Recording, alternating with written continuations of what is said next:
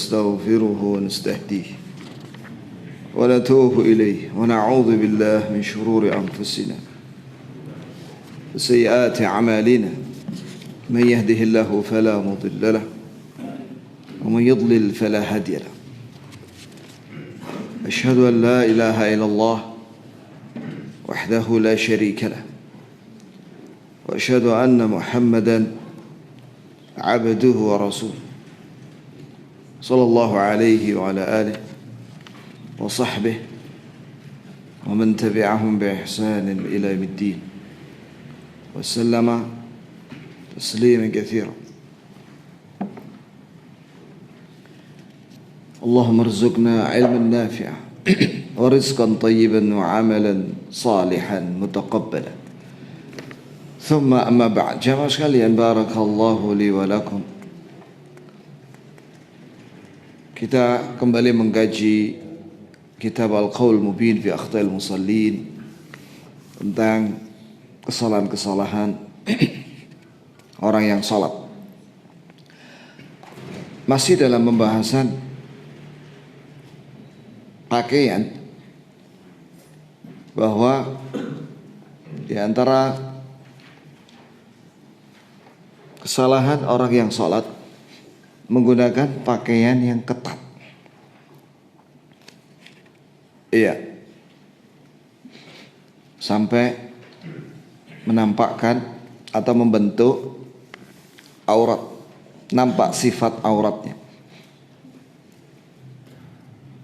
Iya. Sebagian orang menggunakan celana yang ketat sampai dia nggak bisa sujud. Ya. Kemudian di sini mengenai bantalun. Bantalun itu celana panjang. Kata Syekh Al-Albani, celana panjang itu apabila dia cuma pakai celana panjang saja dalam salat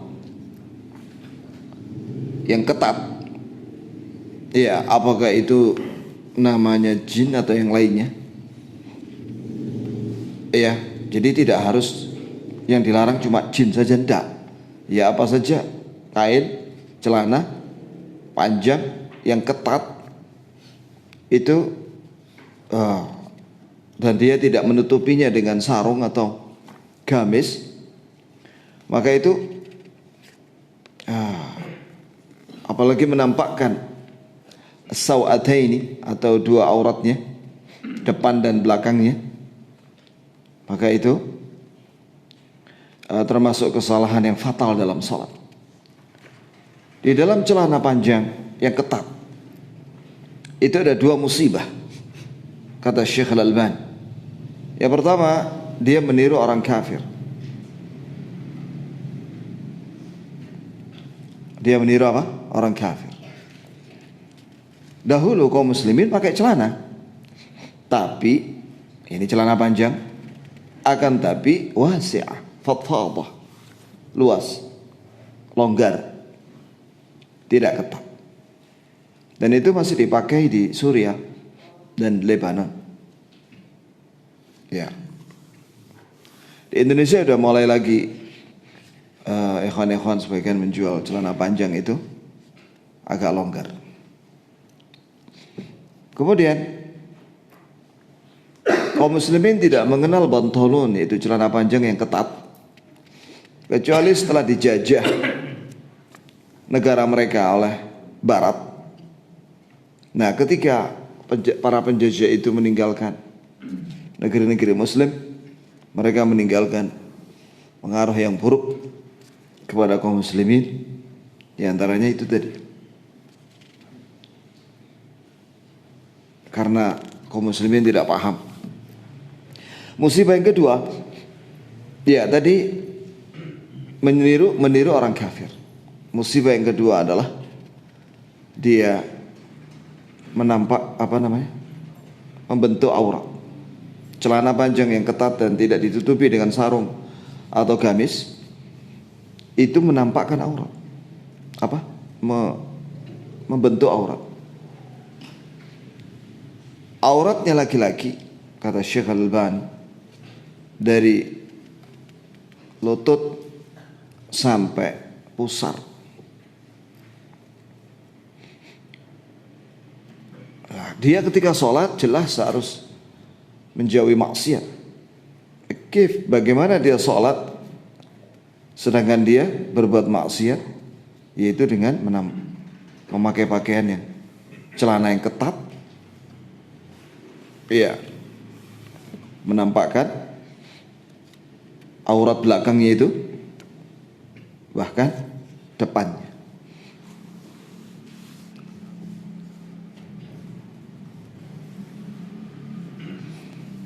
Kemudian di sini dibawakan keterangan oleh penulis Hafizahullah. Kebanyakan pemuda muslim mengingkari wanita-wanita karena wanita memakai pakaian yang ketat, karena itu mensifati, ini terlihat sifat daripada jasadnya. Tapi pemuda-pemuda muslim ini lupa dengan dirinya, itu dia memakai celana panjang yang ketat, yang itu sebenarnya dia mengingkari kepada wanita. Tidak ada bedanya larangan memakai pakaian yang ketat, ya, baik bagi wanita maupun laki-laki. Itu yang berkaitan dengan bantolun. Bantolun itu celana panjang yang ketat. Tapi kalau dia longgar tidak apa-apa. Jelas ya, ikhwah? Jadi apabila celana panjang itu luas, artinya longgar, tidak ketat, maka sah sholatnya. Afdalnya setelah dia memakai celana itu memakai gamis, atau minimal memakai baju koko yang menutupi pusernya sampai lututnya.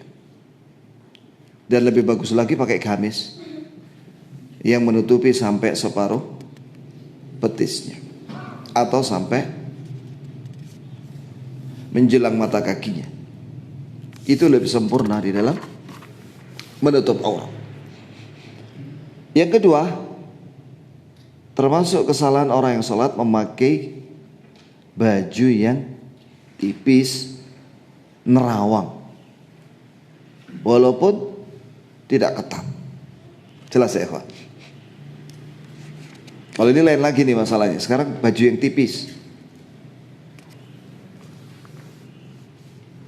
nerawang, nampak auratnya.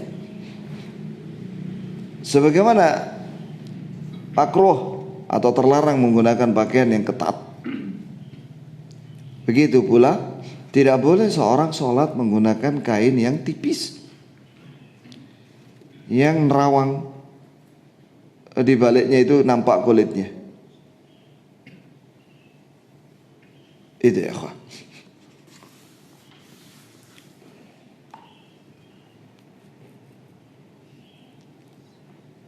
Ya. Kalau seorang menggunakan, wanita pakai baju yang nerawang di rumah di depan suaminya nggak apa-apa.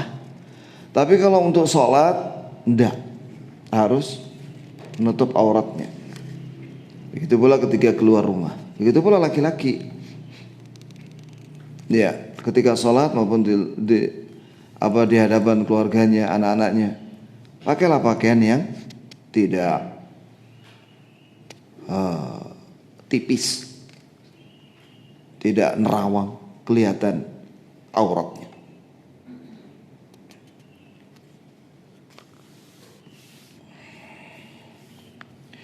Mereka ini yang menggunakan pakaian yang tipis sehingga nampak auratnya, mereka terpengaruh dengan du'atul ibahiyah, yaitu para penyeru model menggunakan pakaian-pakaian yang tipis. Itu ya, yang biasa dipakai oleh orang-orang fasik dan orang-orang yang banyak maksiat. Termasuk di dalam bab ini memakai piyama. Bahasa Arabnya pijamat. Piyama ini adalah pakaian tidur yang tipis. Ya. Sehingga nampak auratnya. Disebutkan dalam Sahih Bukhari dengan sanadnya sampai kepada Abu Hurairah radhiyallahu anhu berkata Abu Hurairah, qama rajulun ila Nabi sallallahu alaihi wasallam fas'ala an salati fi thawbil wahid. Ada seorang sahabat tanya kepada Nabi sallallahu alaihi wasallam tentang hukum memakai pakaian cuma satu kain saja dalam sholat. Ya, misalnya dia cuma kayak kain piyama, baju tidur, apalagi yang tipis. Dalamannya apa? Enggak ada. Bagaimana ini? Maka Nabi mengatakan dengan lembut, awakulukum yajidu thawbain. Bukankah kalian semua memiliki dua kain? Ini jangan pakai satu kain saja. Itu ya. Kemudian seorang bertanya kepada Umar bin Khattab radhiyallahu anhu tentang masalah ini, memakai satu kain saja. Faqad idza wasa'a Allahu fa'awsi'. Jika Allah memberimu kain yang banyak, maka hendaklah kalian menggunakannya lebih dari satu. Shalla rajulun fi izarin wa rida. Hendaklah dia salat pakai sarung dan pakai baju atasan. Sarung dan baju atasan. Fi izarin wa qamis, atau dia pakai sarung dan pakai gamis. Fi izarin wa quba, atau dia memakai sarung dan kuba. Saya lihat di kamus kuba ini itu pakaian yang melengkung. Maksudnya adalah ada inilah apa namanya? Kayak pakaiannya orang Maroko. Kemudian sarawil warida, atau dia pakai celana tadi yang longgar, warida dan baju atasan. Fi sarawil wal qamis, atau dia pakai celana yang longgar tadi itu ya, bukan yang ketat ya, ditutup dengan gamis. Fi sarawil wa kuba, atau menggunakan celana dan kuba tadi itu yang pakaian yang ada penutup kepalanya. Fi tubanin wa kuba, atau dia pakai mantel dan pakaian yang seperti orang Maroko tadi, atau pakai gamis. Diriwayatkan bahwa Abdullah bin Umar melihat Nafi'. Nafi' ini adalah budaknya Ibnu Umar. Walaupun dia budak, tapi dia alim. Di sini menunjukkan bahwa para sahabat itu mengajari kepada orang-orang terdekatnya. Ya, kalau kita nggak bisa ngajari orang-orang terdekat kita, ajaklah mereka untuk baca buku atau menghadiri kajian. Yusalli fi khalwatih. Dia salat sendirian, ini salat malam atau salat sunnah sendirian di rumah. Fi thawbin wahid, tapi dia hanya menggunakan satu kain saja. Satu kain itu misalnya cuma gamis saja tok, tapi dia nggak pakai daleman, nggak pakai celana. Faqala lahu, maka Ibnu Umar berkata kepada Nafi', alam aksuka thawbain, bukankah aku beri kau dua kain? Maka Nafi' mengatakan, bala, iya. Qala afa kunta takhruju ila as-suq fi thawbin wahid, apakah kamu ketika keluar menuju pasar dengan memakai satu kain saja? Ini apakah ada orang datang ke pasar pakai sarung ya? Sarungnya agak panjang gitu, terus diletakkan di sini ya, di pundaknya, terus diikat di sini, cepit. Nek sarungan tok nang ngene mall. Kan tidak mungkin ya akhi.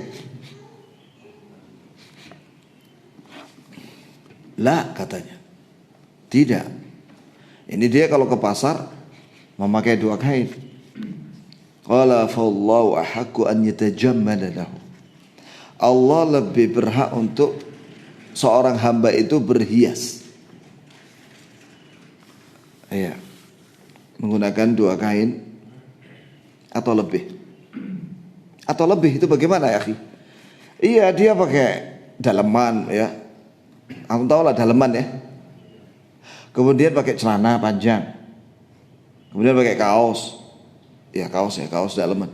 Kemudian pakai gamis. Berapa sudah itu? Kalau di Saudi para ulama setelah pakai gamis pakai mishlah. Apa itu ya? Yang menutupi gamis itu, yang warnanya coklat, ya kan? Kadang-kadang warnanya putih dan lain sebagainya. Wa hakadha man yusalli fi malabisin nawm. Demikianlah orang yang sholat hanya menggunakan pakaian tidur tapi nggak pakai daleman. Dia malu kalau menggunakan pakaian tidur itu ke pasar, iya kan? Karena rata-rata piyama-piyama itu ada yang tipis-tipis. Baju tidur tipis. Itu ya. Iya. Qala Ibnu Abdul Bar, berkata Ibnu Abdul Bar dalam At-Tamhid, inna ahlul ilmi yastahibbuna lil-wahid al-mutiq 'ala at-tiyab. Para ulama menyatakan disunnahkan seorang yang memiliki kain lebih dari 1, pakailah itu lebih dari 1. An yatajammala fi salatihi, untuk berhias dalam salatnya. Mastata'a bi thiyabihi, semampu dia di dalam berpakaian. Utibihi, dan pakai parfum. Wa siwaki, dan pakai siwak. Ya kalau dia nggak punya siwak, pakai odol. Jadi setiap mau sholat sikat gigi. Bahkan Imam Malik setiap mau mengajar dia mandi. Kemudian para ahli fikih ketika membahas tentang syarat sahnya sholat, pembahasan tentang menutup aurat, disyaratkan, ini termasuk syarat sahnya sholat, untuk pakaian yang dia pakai itu kathif. Kathif itu tebal, maksudnya tidak menampakkan, tidak kelihatan auratnya ketika dia pakai kain itu. Fala yujzi as-satir raqiq, tidak sah seorang yang pakai kain dia tapi raqiq, tipis. Iya. Alladhi yasifu laun al-bashra, yang masih kelihatan ini kulitnya. Kain apa itu yang tipis-tipis itu namanya ya kawan? Saya nggak hafal nama-nama kain itu ya kawan. Hah? Wanita tahu itu? Hafal nama-nama kain-kain itu ya? Yang tipis-tipis terutama. Ya.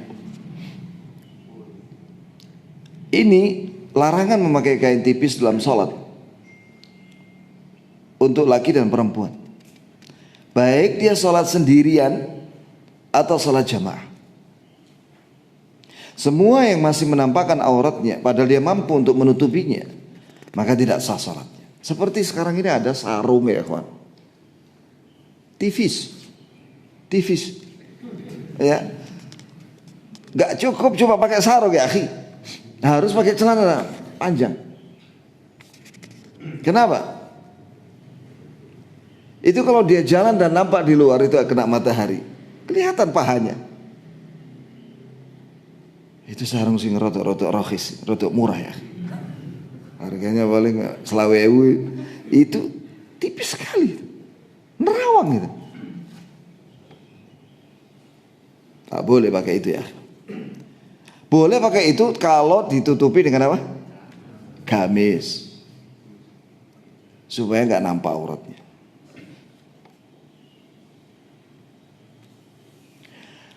Kemudian Begitu pula tidak boleh nampak auratnya, dan itu tidak sah salatnya walaupun dia salat sendirian di tempat yang gelap.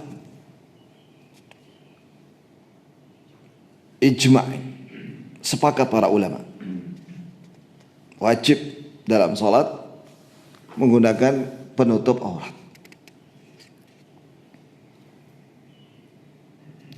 Termasuk kain ihram ya ikhwah.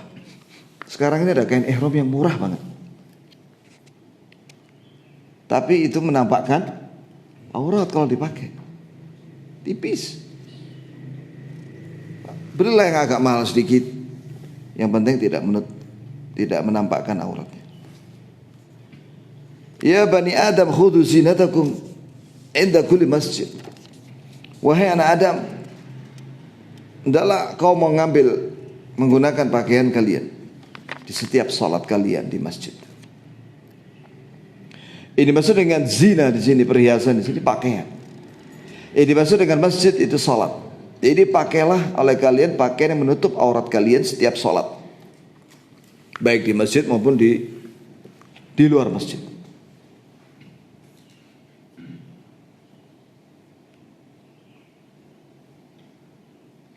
Ya. Ada model celana tipis, tidak tahu dari apa bahannya itu, masih nampak, bahkan warna kulitnya nampak. Bukan celana, pakaian, ya. Dan dia tidak memakai sirwal, celana panjang, sehingga nampak pahanya. Tetap ini terlarang. Kata Imam Syafi'i, coba perhatikan ya kawan. Kata Imam Syafi'i, in shalla fi qamisin yashiffu anhu lam tajuzhu salat. Barang siapa yang pakai kamis tipis ketika salat, yang masih bisa orang melihat kulitnya, maka tidak sah salat.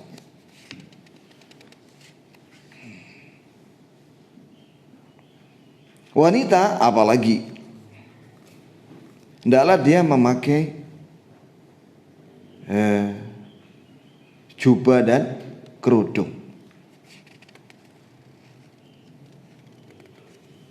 Iya. Bahkan ditambah dengan jilbab. Nah, apa ini maksudnya? Kok ada kerudung, ada jilbab. Kerudung itu bahasa Arabnya khimar. Jilbab itu apa? Jilbab itu kalau di Indonesia yang paling mirip adalah mukena. Mukena. Kalau di Arab sana namanya aba'ah. Diterjemahkan menjadi abaya. Jadi sudah pakai kerudung, pakai jubah bagi wanita, kemudian pakai abaya. Itu lebih sempurna.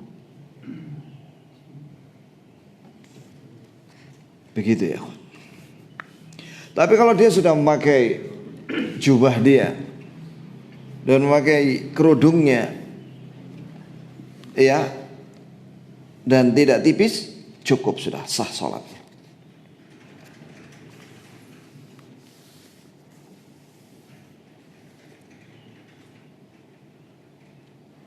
Maka tidak boleh wanita sholat nampak auratnya menggunakan bahan kain an-nailun.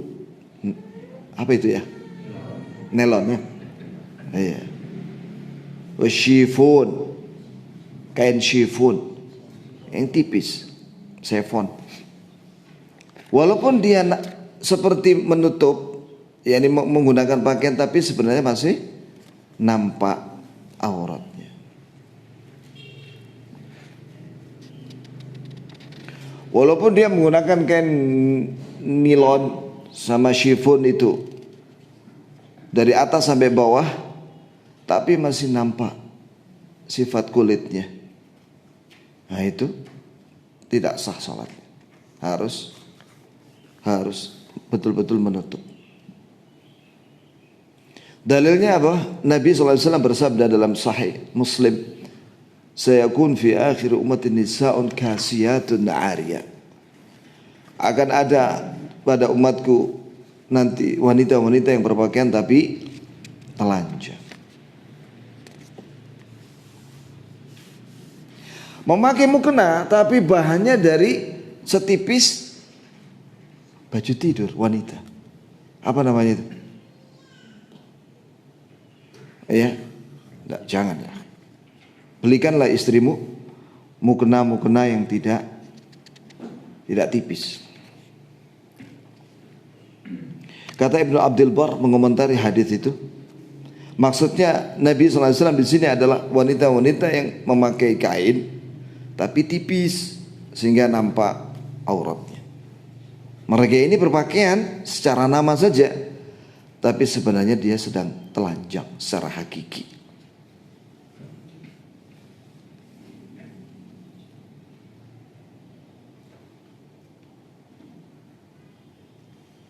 Iya.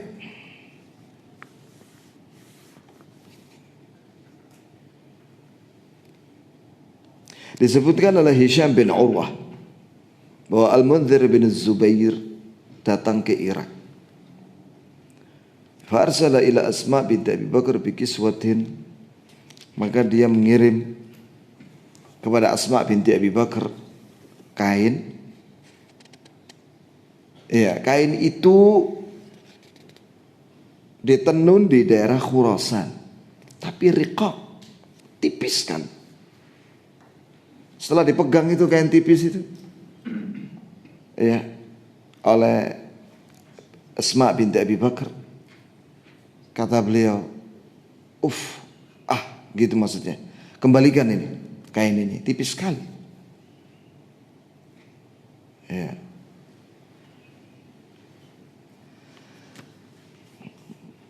Kenapa? Innaha tasif, yakni dia masih mensifati kulitnya wanita.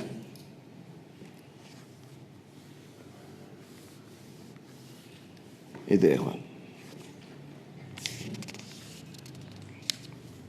Berkata As-Safarini dalam Ghidha'ul Albab, "Idza kana libasu khafifa yubdi liriqatihi wa 'adami sitrihi 'aurata labisihi min dzakarin aw untha fadzalika mamnu'." Apabila kain tipis yang menampakkan aurat orang yang memakainya, baik laki atau perempuan, maka itu terlarang.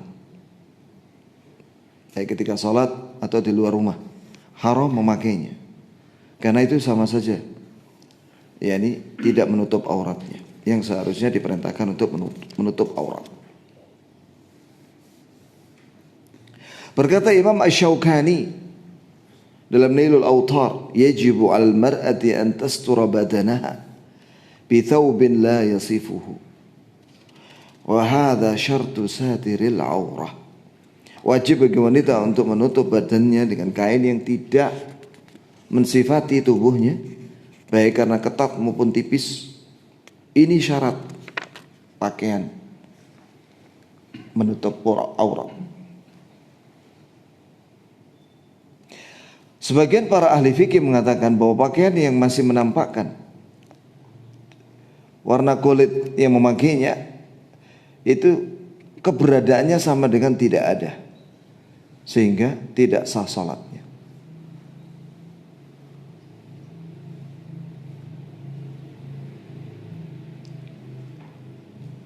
Kemudian yang ketiga, pembahasan yang ketiga, salat tapi auratnya tersingkap.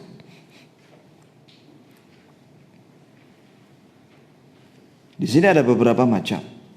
Yang pertama, yaitu memakai celana yang ketat yang menampakkan auratnya, atau memakai celana ketat qasir, pendek, dan atasannya itu pakai kaos sampai pinggang. Nah, ketika dia ruku dan sujud, kaosnya itu naik ke atas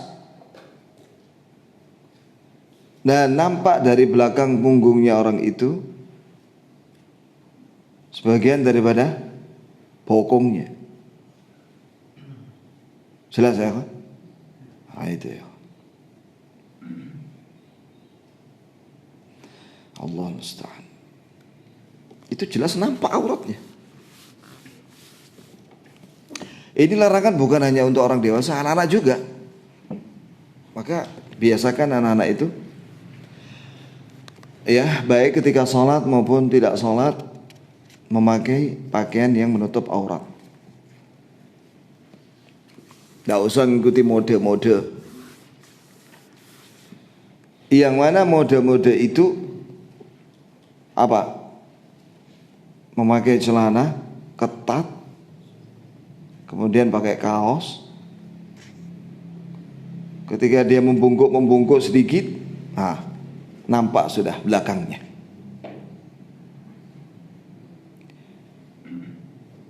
Nampak auratnya mughalladhah, baik belakang atau depan.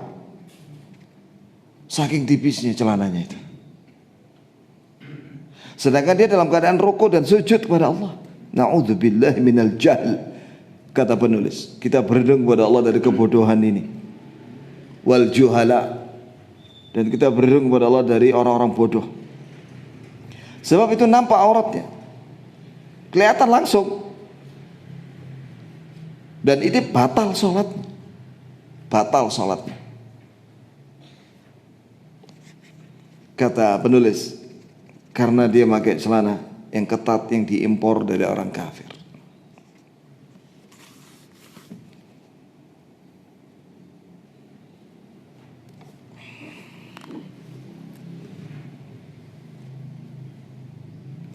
Berkata Syekh Abdullah bin Abdurrahman Al-Jibrin, mengingatkan sebagian kesalahan orang yang sholat dalam sholat mereka. Katsir minan nas alladziina la yalbasuna thiyab as-sabighah. Banyak manusia sekarang ini yang tidak memakai pakaian yang menutup aurat. Wa inna ma yalbasu ahadum as-sarawil wa fawqahu jubba qamis 'ala as-sadri wal dhahr. Seorang pakai celana, di atasnya itu hanya memakai kain ya yang hanya menutupi dada dan punggungnya. Fa idza raka'a taqallasatil jubbah. Yani jika dia rukuk, itu kain kaos itu naik ke atas. Wa hasaratis sarawil, dan celananya turun ke bawah. Fa kharaja ba'dul dhahr, nampaklah sebagian punggungnya, wa ba'dul ajz, dan nampak sebagian daripada lekukan bokongnya. Mimma huwa aurat, itu aurat. Nampak di belakangnya, orang melihat di belakangnya. Itu ya. Itu sah, salatnya batal. Yang kedua, seorang yang tidak menjaga pakaiannya dan tidak berusaha sungguh-sungguh untuk menutup seluruh badannya, sedangkan dia menghadap Allah Azza wa Jalla karena bodoh atau malas atau tidak peduli. Jumhur ulama, mayoritas para ulama, bahwa pakaian yang sah bagi wanita ketika sholat adalah jubah dan kerudung. Ya. Faqad tadkhulu ihdahunna fi shalat.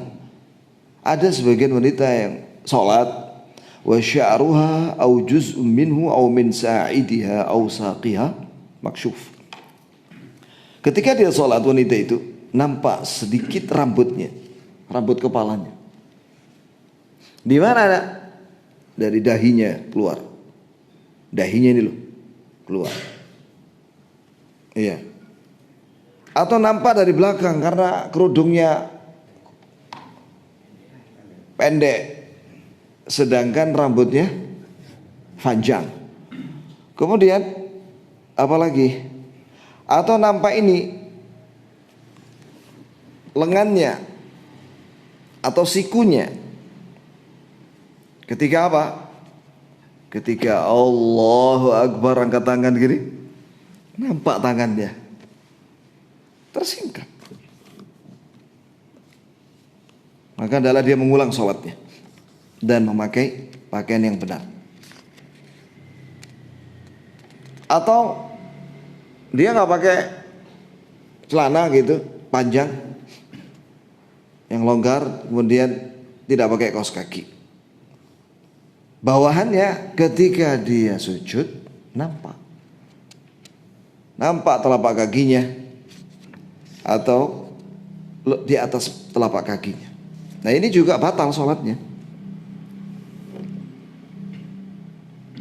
Dalilnya diriwayatkan oleh Aisyah radhiyallahu anha bahwa Nabi SAW bersabda, la yaqbalullahu salatal haid salata haidin illa bi khimar.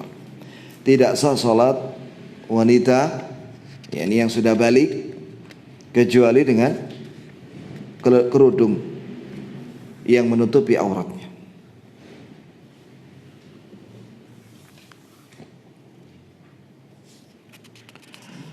Ummu Salamah radhiyallahu anha ditanya, "Mada tusalli fil mar'a min ath-thiyab?" Bagaimana wanita salat? Apa kain yang dipakai? Maka beliau mengatakan, Ummu Salamah radhiyallahu anha menyatakan fil khimar, pakai kerudung, wadir dan pakai jubah yang longgar. Alladhi yughayyib dhuhur qadamaiha, yang menutupi kakinya, kedua telapak kakinya atau punggung kakinya. Itu ya kawan. Nah sekarang bagaimana ayat dalam Al-Quran tentang khimar, kerudung? Allah Ta'ala berfirman, wal yadribna bi khumurihinna ala juyubihin. Dalam wanita-wanita itu meletakkan kerudung-kerudung mereka itu sampai menutupi dada mereka. Ya. Jadi kalau ada wanita pakai kerudung tapi dadanya tidak ditutupi, kerudungnya itu cekak, terus dililit di lehernya begini, ini kurang, masih menampakkan dadanya. Tutupilah dadanya.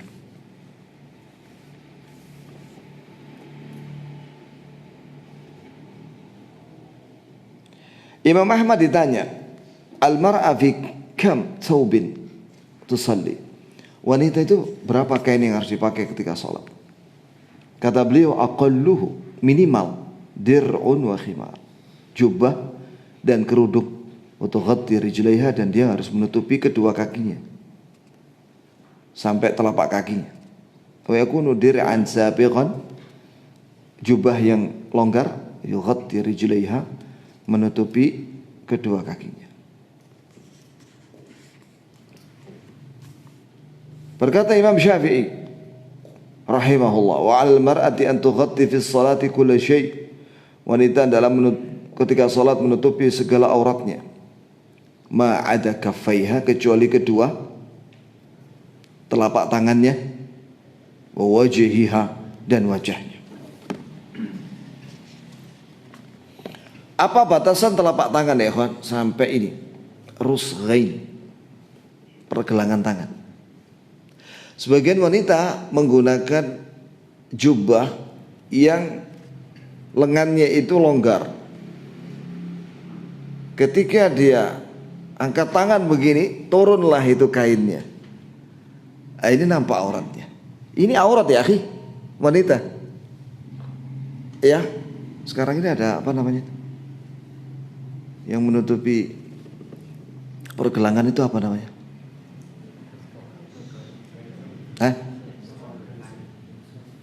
Lali aku jeneng. Ya itu murah kok, harganya cuma 20.000. Itu ya. Kadang wanita meremehkan masalah ini. Padahal antara pergelangan tangan ini sampai ke siku itu aurat. Kadang, ini perhatikan ya kawan. Ketika ibu-ibu atau anak-anak gadis itu lagi beli di mall atau di pasar. Beli, penjualnya laki-laki. Dia pakai kain, lengannya ini agak longgar gitu ya. Begitu nyerahin duit, nampak ini auratnya. Sakmi ini. Haram hati. Itu ya. Jadi perhatikanlah ini. Wallahi wanita kalau dia sabar menutup auratnya dengan benar, pahalanya besar, masuk surga. Jadi kalau dia nggak sabar menampakkan auratnya walaupun sebagian, ancamannya neraka.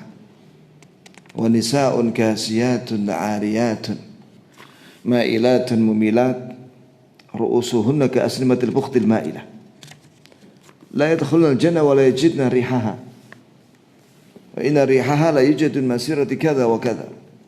Wanita yang berpakaian tapi telanjang. Antum tahu lah ya maknanya ya. Berpakaian tapi telanjang. Ini masih nampak auratnya. Kemudian ma'ilatun mumilat, dia fasik, jalannya lenggak-lenggok. Mumilat, bikin hatinya laki-laki bengkak-bengkok. Karena dia jalannya lenggak-lenggok di depan laki-laki, sehingga hatinya kaum laki-laki bengkak-bengkok. Loh, itu hadisnya begitu maknanya, ma'ilat mumilat. Ya. Ru'usuhunna ka'asnimatil bukhtil ma'ilah. Di atas kepala wanita itu ada seperti punuknya onta. Jadi rambutnya itu dinaikkan ke atas, kemudian dikasih apa? Sanggul atau hiasan yang mirip kayak punuknya onta. Paham maksudnya? Nah, mereka tidak akan masuk surga kata Rasulullah. Dan tidak akan bisa mencium baunya surga. Padahal baunya surga itu bisa dicium dari jarak kada wa kada. Dalam satu riwayat 100 tahun.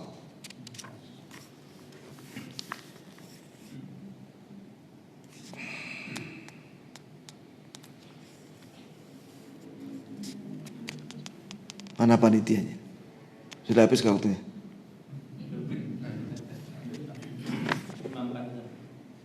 Oh, kayak kemarin ya.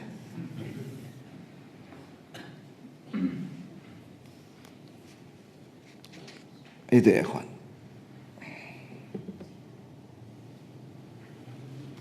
Perhatikan ini ya ikhwan. Inilah Islam. Ya.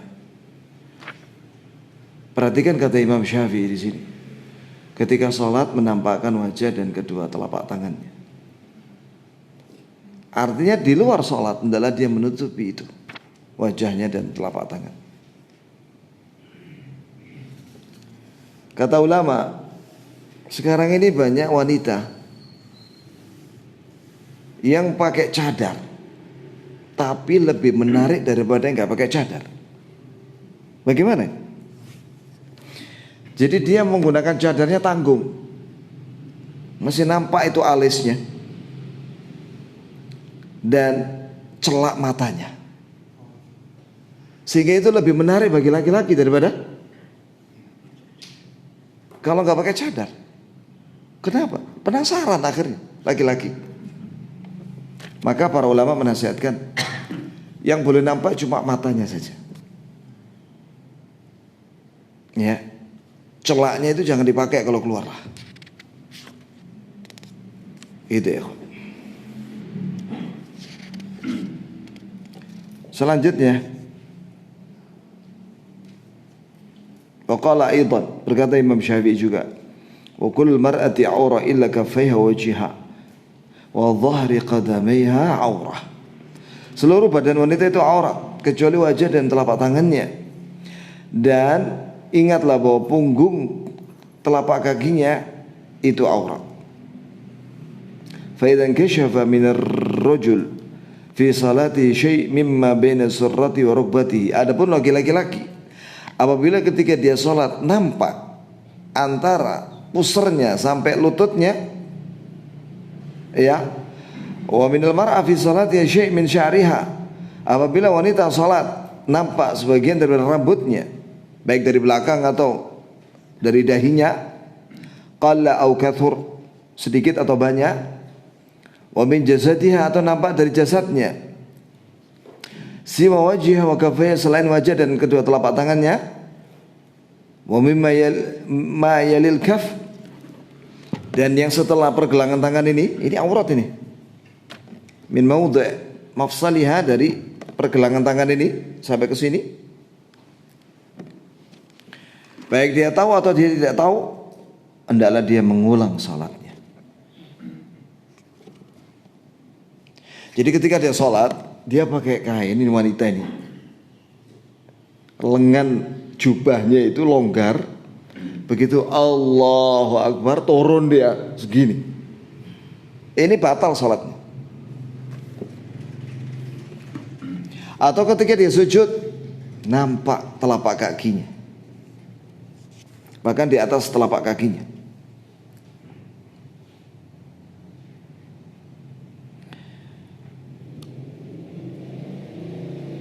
Illa an yakuna tankashif bi rihin aw saqatah, kecuali kalau ada angin kencang. Karena zaman dahulu masjid ya ikhwan, atasnya bolong. Begitu ada angin ketika sujud, tersingkap sedikit bawahnya wanita itu, kakinya itu. Yang seperti ini segera dia perbaiki, itu dia tutup lagi itu kakinya, maka itu tidak mengulang sholat.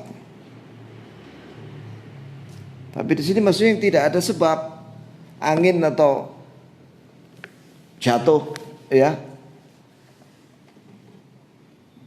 Begitu dia sholat Allahu Akbar nampak sudah ini. Nah, itu harus diingatkan wanita ya kawan, harus mengulang sholat. Adalah wanita muslimat perhatian dengan baju mereka dalam sholat, apalagi kalau keluar rumah.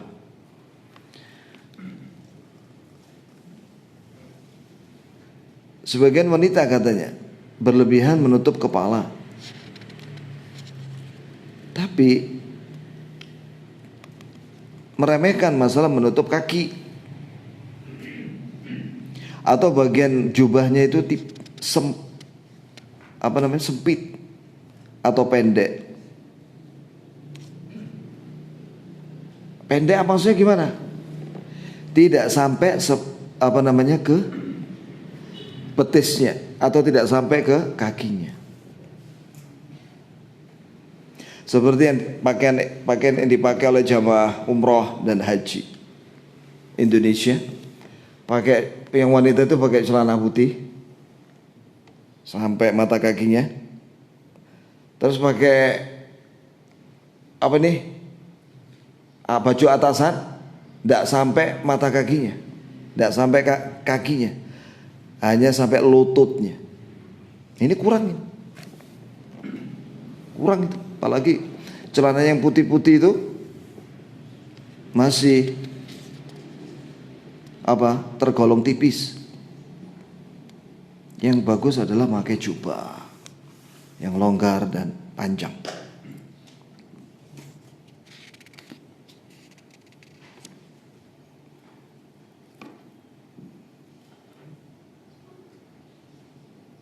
Itu ya kawan. Atau ada sebagian pakai kaos kaki yang indah, kaos kakinya itu, sehingga nampak. Jadi dia pakai jubah tapi tidak sampai ke bawah, hanya sampai di atas mata kaki, sehingga nampak kaos kakinya yang indah. Itu tidak boleh ya kawan. Mana dalilnya ya kawan? Atau nampak khilkhalnya. Khilkhal itu gelang kakinya.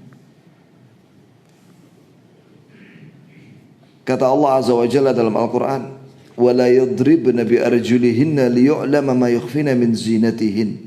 Janganlah wanita menghentak-hentakkan kakinya ketika berjalan untuk menampakkan bunyi gelang kakinya. Celing-celing, celing-celing. Nah itu nggak boleh ya. Di sini menunjukkan bahwa boleh wanita memakai gelang kaki, tapi jangan sampai dipamer-pamerkan. Jelas ya, Pak?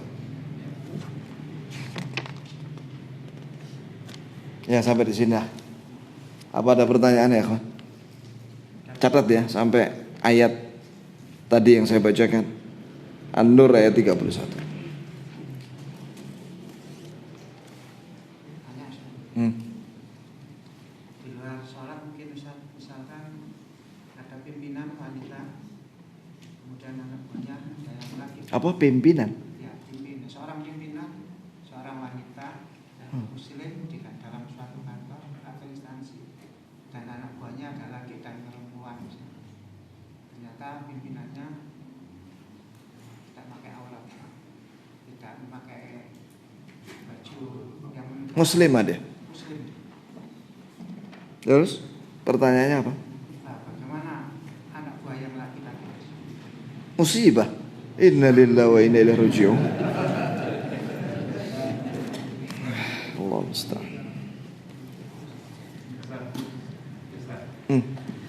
Cik belum selesai tak jawab ini.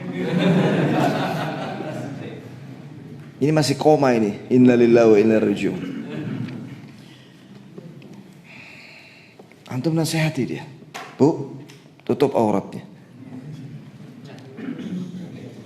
Enggak, jangan takut. Insya Allah enggak dipecat. Iya. Kasih nasihat dia. Berdua.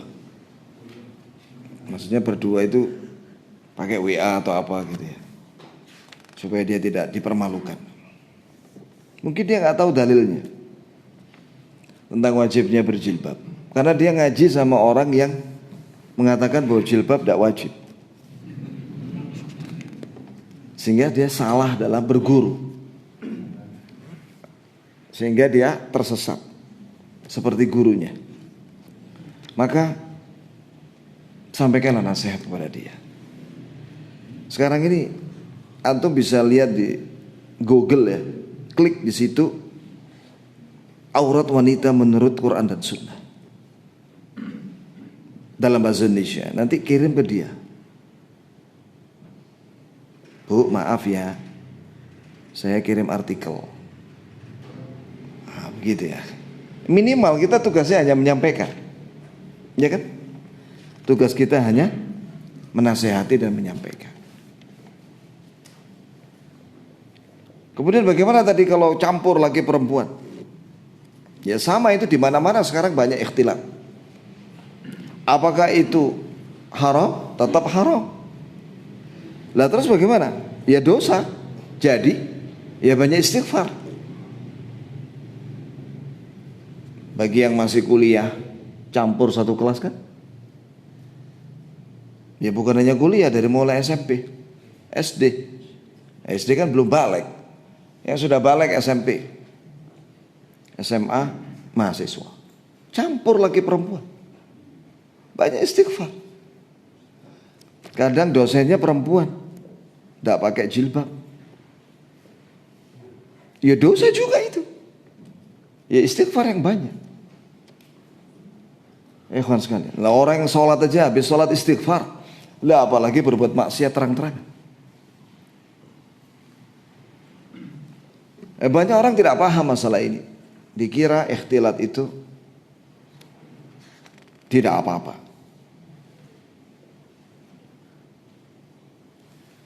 Ikhtilat itu apa? Ikhtilat itu dalam satu ruangan campur laki perempuan tanpa hijab. Campur. Itu ikhtilat.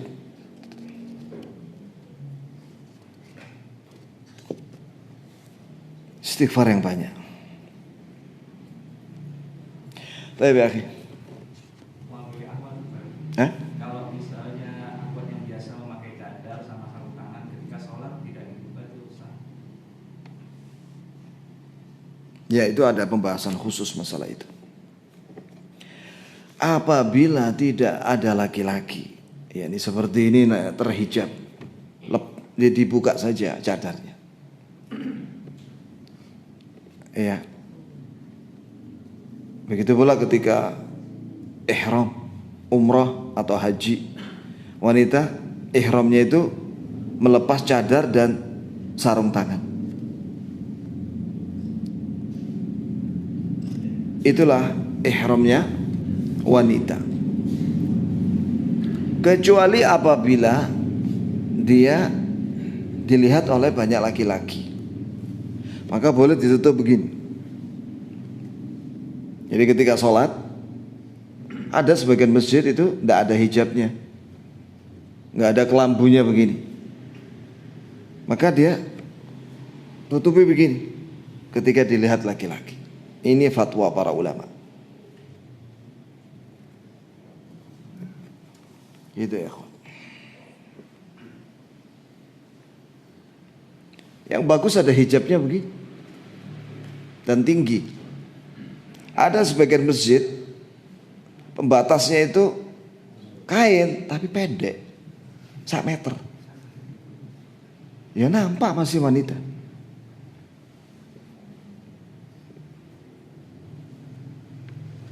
Gitu ya. Ada lagi?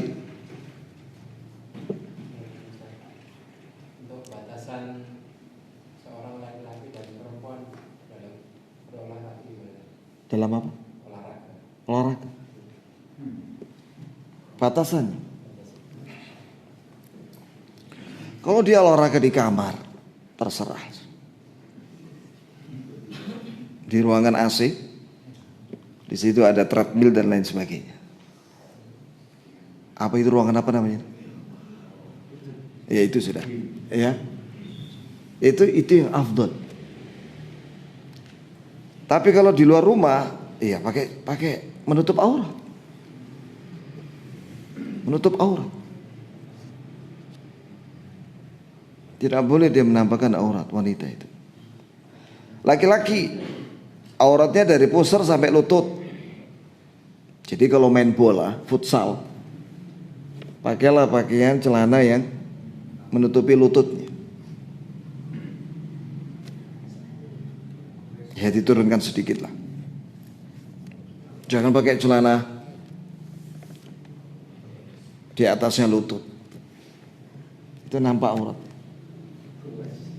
Jangan ditampakkan pusernya. Pakailah kain atau kaos atau apa saja. Itu ya. Jelas ya. Jadi menutup aurat itu wajib dalam kondisi apapun. Ya, kecuali kalau dia di kamar bersama suaminya. Adapun aurat ketika dia berjumpa dengan selain suami, kalau dia adalah orang tua atau anak, maka boleh dia menampakkan rambutnya. Ya. Itu dengan orang tuanya maupun dengan anaknya. Adapun dengan akhwat yang lainnya muslimat, ya lebih aman dia tetap menggunakan kerudung. Tahu hikmahnya? Karena sekarang banyak akhwat yang tidak amanah. Bukan menuduh loh ya. Apa maksudnya tidak amanah? Yaitu apabila dia berjumpa dengan akhwat yang lainnya bertamu. Tuan rumahnya, masya Allah, tidak pakai kerudung. Terus wanita ini, akhwat tamu ini cerita ke suaminya. Cantik loh itu. Ngono tak? Gak boleh, akhi cerita ya. Gak boleh. Kasih tahu sama istrimu, jangan cerita tentang wanita yang tidak pakai kerudung. Dikhawatirkan seperti itu, maka tetap pakai kerudung. Atau sebaliknya, jatuh ke dalam ghibah. Tadi itu tuan rumahnya nggak pakai kerudung, ghibah sudah. Terus cerita kejelekannya, cacat dan lain sebagainya. Tidak boleh.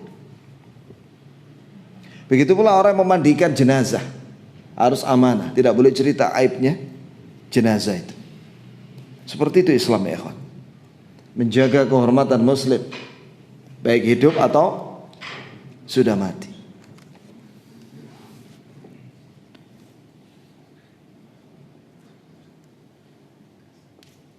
Ya.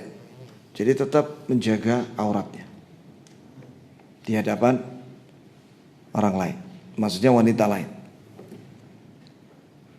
Tapi ya nggak usah pakai cadar lah kalau menerima tamu akhwat, ya nggak usah pakai cadar lah mereka, nggak apa-apa. Ya. Demikianlah ikhwan, apa yang bisa kita pelajari pada pagi hari ini. Mudah-mudahan Allah Azza wa Jalla merahmati kita, memberi kita semua takwa, dan Allah ampuni semua kesalahan kita. Dan untuk orang tua kita semua diampuni dan diterima amalnya, dan untuk keluarga kita semua, amin ya rabbal alamin. Subhanakallahumma bihamdik, asyhadu an la ilaha illa anta astaghfiruka wa atubu ilaik. Assalamualaikum warahmatullahi wabarakatuh.